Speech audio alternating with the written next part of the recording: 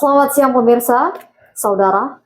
Di hadapan pimpinan dan anggota Komisi 2 DPR RI, Gubernur Zainal Apaliwang memaparkan kondisi keprihatinan warga perbatasan RI Malaysia, terutama soal buruknya akses transportasi dan jalan raya yang menyiksa warga saat melintas untuk sebuah tujuan perjalanan. Gubernur Zainal menyampaikan minimnya infrastruktur dasar hingga ketergantungan masyarakat perbatasan kepada Malaysia untuk memenuhi kebutuhan pokoknya. Gubernur Zainal pun menganalogikan masyarakat perbatasan ibarat jiwanya NKRI tetapi perutnya di Malaysia.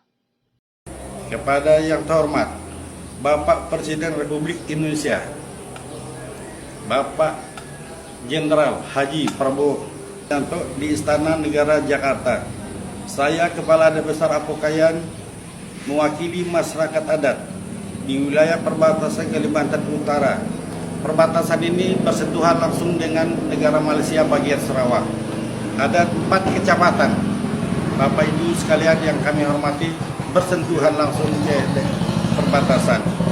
Untuk itu, dengan ini memohon kepada Bapak Presiden untuk memperhatikan dan prioritaskan pembangunan infrastruktur di wilayah perbatasan, khususnya di dalam daerah sumber daya alam yang besar, namun masih menghadapi banyak tantangan dalam hal infrastruktur, ekonomi, dan kesejahteraan masyarakat. Oleh karena itu, kami mohon kepada Bapak Presiden untuk 1. Membangun infrastruktur jalan, jembatan, dan fasilitas umum lainnya di wilayah perbatasan untuk meningkatkan aksesibilitas dan mobilitas masyarakat, terutama pembangunan jalan dari Apokayan, Kabupaten Malinau, Provinsi Kalimantan Utara, ke Longbagun, Kabupaten Mahulu, Kaltim. Melihat bagaimana susahnya masyarakat saya di perbatasan. Ya. Untung mereka masih NKRI, tapi perutnya Malaysia pimpinan. Kita ini negara besar, negara Republik Indonesia, negara besar. Kita malu ketergantungan semuanya selalu dari Malaysia, malu sebenarnya. Tapi mau di apa? Saya sangat sedih pimpinan. Saya 3 hari 2 malam itu makan nasi basi di tengah hutan. Bagaimana masyarakat saya? Kalau saya putarkan video-videonya, mungkin pimpinan dan anggota dewan yang terhormat bisa menangis melihat suasana masyarakat kita di Kalimantan Utara. Tapi sebagai anak Kalimantan, saya mau ikut menangis juga Pak melihat kok saya sudah jadi ketua Komisi 2, Kalimantan saya masih seperti itu. Silahkan Gubernur Kalimantan Utara. Terima kasih pimpinan sidang. Assalamualaikum warahmatullahi wabarakatuh. Salam sejahtera untuk kita semua. Selamat pagi. Yang terhormat pimpinan sidang dan seluruh anggota Komisi 2 DPR RI.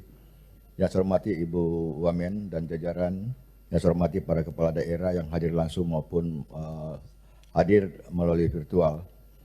Terima kasih akan kami sampaikan apa yang menjadi agenda kita hari ini.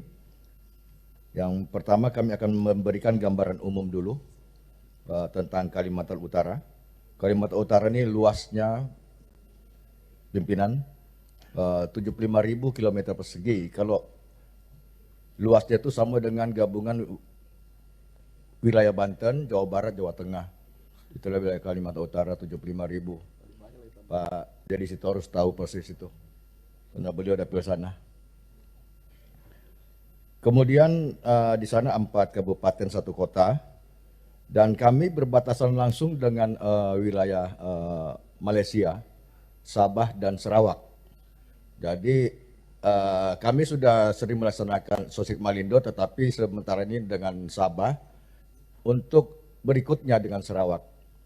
Yang selama ini Sarawak itu hanya kerjasama dengan Kalbar, padahal kami juga punya wilayah perbatasan.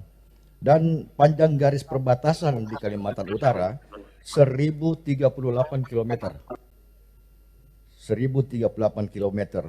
Dan luas perbatasan 3.634.933 hektar, 48% dari luas wilayah Kaltara. Jumlah penduduknya belum mencapai 1 juta, yaitu lebih kurang 755 jiwa. Lanjut,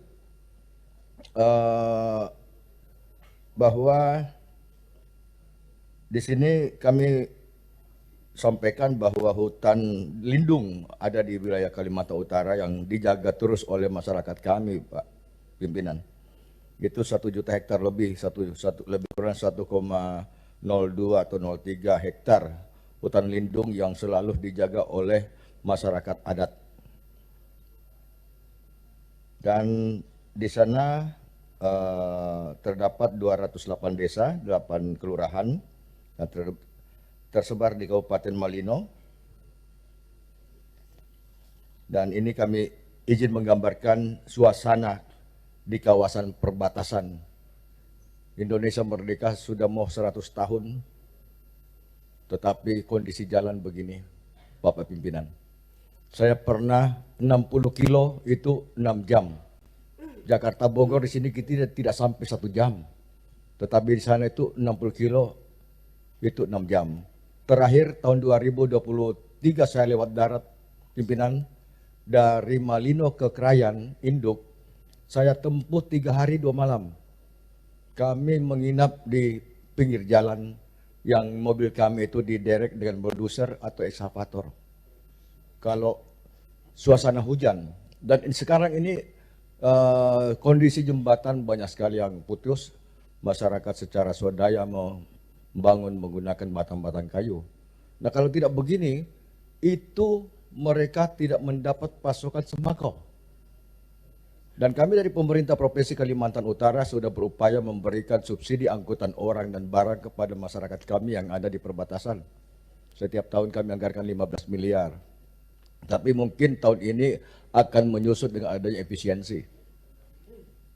Seperti di pembangunan perbatasan PLBN di Long Nawang, itu menggunakan material, terus terang menggunakan material dari Malaysia.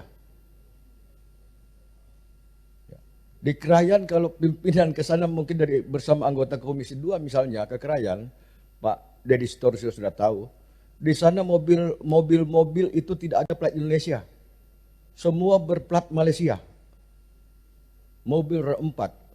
Makanya kemarin izin pimpinan kami menghadap Dirjen Penerimaan Keuangan, mudah-mudahan kami juga bisa menghadap bea cukai. Ini mobil kan sudah dibeli oleh masyarakat. Bagaimana nanti statusnya manakala akses darat tembus? Kita mau diberlakukan seperti Batam. Dia hanya berlaku di wilayah Batam dengan plat khusus. Wilayah Sabang, Pulau Sabang juga demikian. Kendaraan dari luar tapi tidak boleh dibawa keluar dari pulau itu. Nah, untuk Krayan itu bisa saya sampaikan satu sak semen mungkin sama dengan saudara kami di Papua. Satu sak semen itu harganya 900.000 satu sak.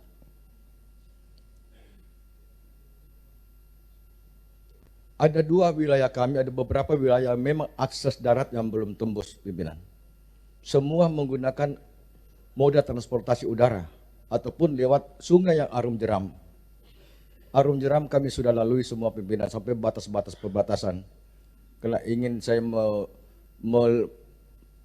melihat bagaimana susahnya masyarakat saya di perbatasan. Ya. Untung mereka masih NKRI, tapi perutnya Malaysia, pimpinan. Kita ini negara besar, negara Republik Indonesia, negara besar. Kita malu ketergantungan semuanya selalu dari Malaysia, malu sebenarnya. Tapi mau di apa? Memang kondisi keuangan kita ini yang belum mampu untuk menjangkau. Saya sangat sedih, pimpinan.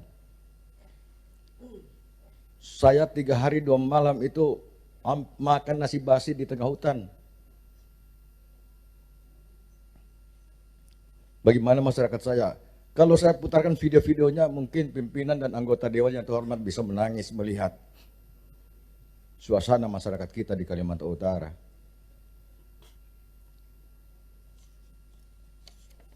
Coba lanjut lagi gambarnya. Ya ini salah satu di uh, Sungai Boh, Long Bangun. Ini yang tadi malam kami bicara diskusi dengan Gubernur Kalimantan Timur. Mudah-mudahan Gubernur Kalimantan Timur bisa merealisasi panjang jalan lebih kurang 140 kilo. Itu sudah dianggarkan oleh Gubernur Kaltim, dan kami yang ada di Kaltara hanya 24 km. Insya Allah kami juga akan bekerja keras sehingga sembako itu bukan datang dari Sarawak. Mudah-mudahan sembako-sembako kami bisa bawa dari Samarinda.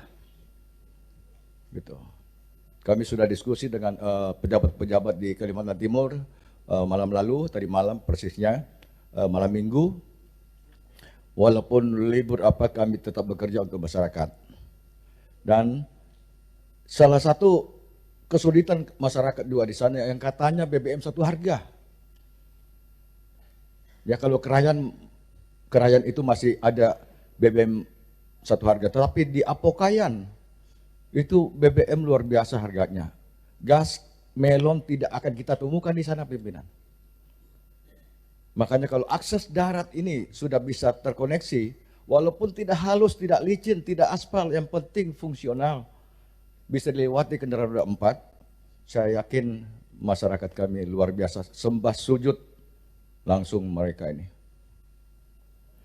Bapak pimpinan dan anggota Komisi 2 DPR RI yang saya hormati, kami lanjutkan isu strategis belum optimalnya hilirisasi industri, kemudian belum optimalnya pelaksanaan transformasi ekonomi hijau, dan belum optimalnya pemenuhan infrastruktur. Infrastruktur memang luar biasa, apalagi sekarang ada efisiensi yang kita harapkan. Akses jalan Malino Krayan itu 2024 kemarin tuntas, ternyata belum tuntas juga. Kemudian belum optimalnya kualitas SDM ini, kemudian optimalnya kualitas tata kelola pemerintahan dan kelola perbatasan. Kami lanjut pimpinan masalah penyelenggaraan pemerintahan. Transfer dana pusat daerah, Pak. Siap. Transfer dana pusat ke daerah. Kami sampaikan transfer. Ini sangat sedih lagi kami membaca, pimpinan. Penyesuaian alokasi transfer ke daerah pada pemerintah Provinsi Kalimantan Utara berdampak signifikan pada pemenuhan alokasi mandatory spending tahun anggaran 2025 bersumber dari dana perimbangan. Yang untuk pendidikan ini 752 miliar, 8, kemudian setelah penyesuaian dapat 769,564 miliar. Ini sudah terpenuhi untuk untuk pendidikan. Untuk pelayanan publik itu alokasi sebelumnya sebelum penyesuaian 973,9 miliar. Setelah penyesuaian 792,08 miliar. Ini belum terpenuhi dan pengawasan juga belum terpenuhi. Untuk transfer pendapatan transfer di tahun 2024 pimpinan 2,4 triliun. 2,4 triliun, sedangkan untuk tahun 2025 itu hanya 469 miliar. Nah, Kaltara ini adalah wilayah perbatasan, gerbang wajah Indonesia. Wajah Indonesia pimpinan. Etalase Indonesia sebenarnya. Kalau kita berdiri di Sebatik melihat ke Tawau, itu gedung-gedung menyala luar biasa. Tapi kalau kami berdiri di Tawau melihat ke Sebatik, gelap gulita. Di samping itu pimpinan, Kaltara juga merupakan wilayah 3T. Yang selanjutnya juga Kaltara adalah penjaga kelestarian hutan, paru-paru dunia. Nah, kalau kami ini hanya mendapat dana transfer hanya 469 miliar, terkurang lebih kurang 2 triliun, mau berbuat apa? Sedangkan kami di sana kalau misalnya mau ke Krayan harus pakai pesawat, mau ke Pujungan harus pakai pesawat, mau ke Apokayan harus pakai pesawat.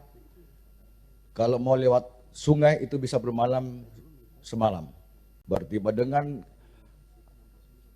tantangannya harus persiapkan nyali karena kita harus melewati arum-arum jeram yang cukup deras.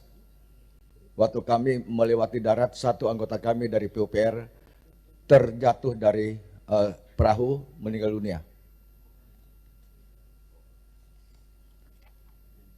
Kemudian realisasi pendapatan yang ingin kami sampaikan, 85% APBD dari dana transfer, formula DAU kurang adil, DBH terlambat, dan saya kira juga ini kurang adil. Kenapa saya bilang kurang adil? Kaltara ini tambangnya batu bara cukup banyak. Kemudian sawit cukup banyak, sampai ribuan hektar. Tetapi kami mendapat kucuran hanya setitik, setetes. Adilnya di mana? Adilnya di mana, pimpinan? Ratusan ribu hektar, kemudian berpuluhan tambang, 20 PKS, pabrik kelapa sawit maksudnya. 20 PKS, kita tidak tahu setiap tahun itu CPO itu berapa ribu ton yang diekspor. Kami hanya dapat per tahun 9 miliar. Adilkah? Saya yakin ini tidak adil, pimpinan. Saya kira sama juga dengan saudara-saudara kami dari Papua yang memiliki tambang emas. Kami juga ada satu tambang emas tapi sudah tutup, PT Sago. Sudah lama tutup, saya nggak tahu kenapa tutup. Itu mengenai dana transfer untuk Kalimantan Utara, pimpinan. Kami lanjut gambaran BUMD. Di Kaltara, di Kabupaten Tanah Tidung, ini ada Perumda, perusahaan air minum, kemudian perusahaan daerah Upuntaka, ada 2, di Kabupaten Malindo juga ada 2, kemudian Nunukan hanya 1, Tirta Taka, di Tarakan ada 4, pimpinan, di Bulungan ada 3, sedangkan di provinsi ada 2. Jadi 1 BUMD jasa keuangan. PT Bidang Kaltara Jaya juga butuh dukungan dalam hal serah terima aset dari Kementerian Lingkungan Hidup yang belum terlaksana. Ini kalau sudah diserahkan, saya yakin semua 55 rumah sakit tidak dibawa keluar lagi dari Kaltara, tetapi kita kelola dan menjadikan aset dari daerah. Kami lanjut, mengingat waktu, pengelolaan kepegawaian. Guru kebutuhannya 2.342, existingnya 1.623. Tenaga kesehatan kebutuhannya 707, tapi existing sudah 1.341. ASN PNS jumlahnya 4.227, P3K-nya 592. Permasalahan kepegawaian pemenuhan kebutuhan tenaga pendidik kesehatan khususnya di daerah 3T. Satu contoh, pimpinan, kita prioritaskan untuk, alhamdulillah, di Kaltara sudah memiliki fakultas kedokteran di Universitas Borneo, sudah jalan di semester ketiga, dan kita harapkan memang yang menjadi dokter itu adalah orang lokal, putra-putri lokal. Kenapa? Karena mereka sudah tahan dengan kondisi alam Kaltara.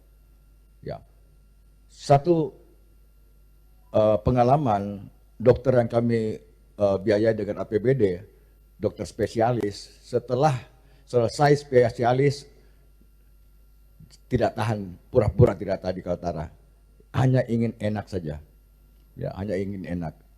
Padahal kita biayai dengan APBD. Dia berpraktek di kota besar.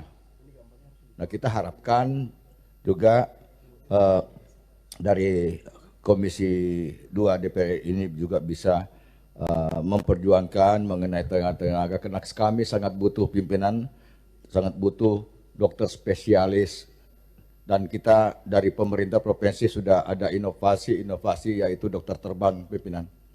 Dokter terbang, kami siapkan beberapa dokter spesialis terbang ke kecamatan ini melayani pengobatan gratis, kemudian 2 bulan lagi kami terbang lagi dengan biaya APBD untuk pelayanan kesehatan kepada masyarakat kami. Kami lanjut saja, mengenai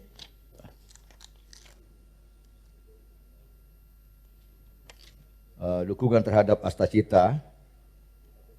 Ini sudah kita melaksanakan kegiatan gratis sudah beberapa kali di Kabupaten Tanah Tidung, kemudian Kota Tarakan, kemudian juga di wilayah-wilayah kabupaten lainnya di Kalimantan Utara. Izin Pak Gubernur, untuk yang terakhir nanti datanya saja kami ambil ya. Siap, siap. Terima kasih Pak Gubernur ya. Ya, saya kira itu pimpinan Terima kasih. atas perhatiannya dan mohon dukungan dari pimpinan dan seluruh anggota Komisi 2 DPR RI untuk bisa membantu Kalimantan Utara melihat memang kondisi geografis, kondisi alam yang sangat-sangat sedih kalau kita melihat ya, kalau kita melihat jalan-jalan di wilayah lain, di provinsi lain memang luar biasa perbedaannya. Terima kasih. NKRI harga mati. Wassalamualaikum warahmatullahi wabarakatuh. Pak Gubernur Pak Zainal, tadi Kang Dede Yusuf di sebelah memperlihatkan video-video jalan di tempat Bapak. Pak, saya lahir di Kabupaten Hulu Sungai Tengah, Kalimantan Selatan. Waktu saya kecil, saya punya tante. Saya orang Banjar, manggilnya Acil, tinggal di Samarinda.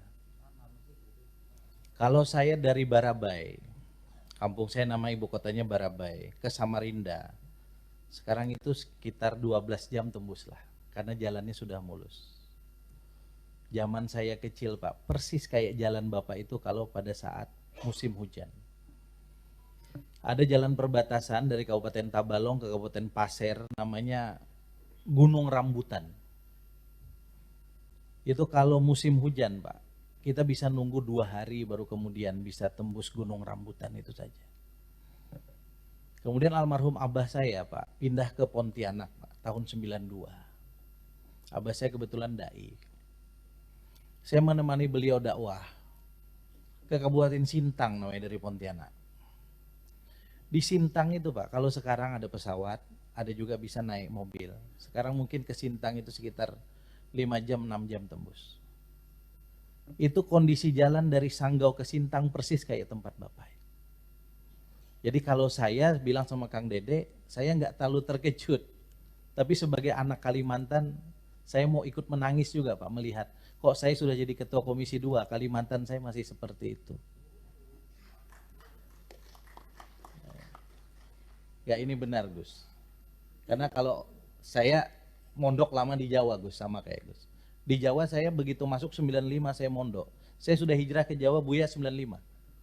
Saya tamat SD mondok di Jawa, di Solo, tempatnya Mas Bimon. Saya begitu turun dari Surabaya, pergi ke Solo dulu belum ada jalan tol kan. Itu jalannya mulus, saya bisa tidur walaupun naik bus ekonomi. Di tempat saya itu kadang-kadang kita nggak bisa tidur karena jalan nggak bisa dilalui. Saya kira terima kasih Pak Gubernur ya, telah memberikan gambaran tentang Kalimantan. Kalau saya yang ngomong kan nggak pantas. Seolah-olah saya, subjektivitas saya yang bicara.